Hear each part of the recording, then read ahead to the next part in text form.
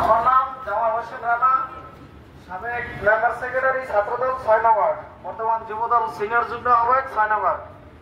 আমিনুল হক ভাইয়ের পক্ষ থেকে আসছি। সবাইকে আমিনুল হক ভাই সালাম জানিয়েছেন। সবাই সালাম নিচ্ছে, গ্রহণ করছেন? আলহামদুলিল্লাহ। ঢাকা মহানগর উত্তর বিএনপির বিপ্লবী আহ্বায়ক এবং কেন্দ্রীয় ক্রীড়া বিষয়ক সম্পাদক, আমাদের ১৬ আসনের নয়নের মণি, নন্দিত জননেতা জনাব আমিনুল হক ভাইকে আপনারা চিনেন? সবাই একটু বলছিলেন?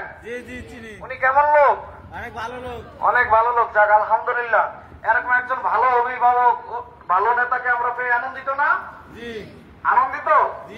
১৭ বছর স্বৈরাচার দোসররা অনেক আপনাদেরকে জ্বালিয়েছেন, আপনাদের বেতনে প্রবলেম হয়েছে, যারা বেতন পায় নিচে যাবে ধরে নিয়ে যেত, তাদের সিন্ডিকেটের সন্ত্রাসীরা অনেক ক্ষতি করতো। এখন আপনারা ভালো আছেন না?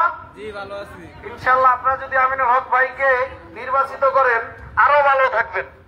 এবং আপনাদের নিয়ে ভাইয়া কাজ করতেছেন, আপনাদেরকে নিয়ে একটি ওয়ার্কিং কমিটি গঠন করতেছেন, আপনাদেরকে নিয়ে ভাইয়া কাজ করতেছেন।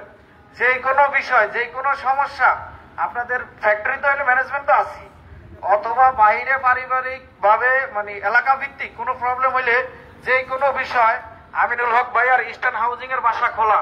আপনারা যে কোনো মুহূর্তে যাবেন এবং আপনাদের জন্য ভাইয়া সর্বাধিক সহযোগিতা করবেন, আপনাদের পাশে আছেন। আমিনুল হক ভাইয়ের জন্য আপনারা সবাই দোয়া করবেন, ঠিক আছে? আপনারা এই যে তারুণ্যের অহংকার তারেক রহমানের ৩১ দফা বাস্তবায়নে আমিনুল হক ভাই নিরলস ভাবে কাজ করে যাচ্ছেন। আপনারা কি তা জানেন? যাক আলহামদুলিল্লাহ, ভাইয়ের জন্য দোয়া করবেন। আর ভাইয়া আপনাদের সালাম জানিয়েছেন এবং ধানের শীষে ভোট চেয়েছেন। আপনারা ধানের শীষে ভোট দিবেন জি ইনশাআল্লাহ। এবং দেশের নেত্রী বেগম খালেদা জিয়ার জন্য দোয়া করবেন।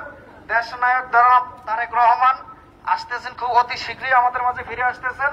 আপনারা সবাই তার জন্য দোয়া করবেন এবং আমিনুল হক ভাইয়ের সালাম গ্রহণ করবেন, ঠিক আছে? পরিশেষে আপনারা কি মার্কাটা কি চিনেন? ধানের শীষ।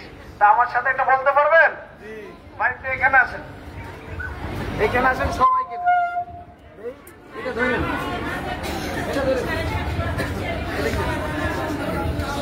এইখানে তবে এখানে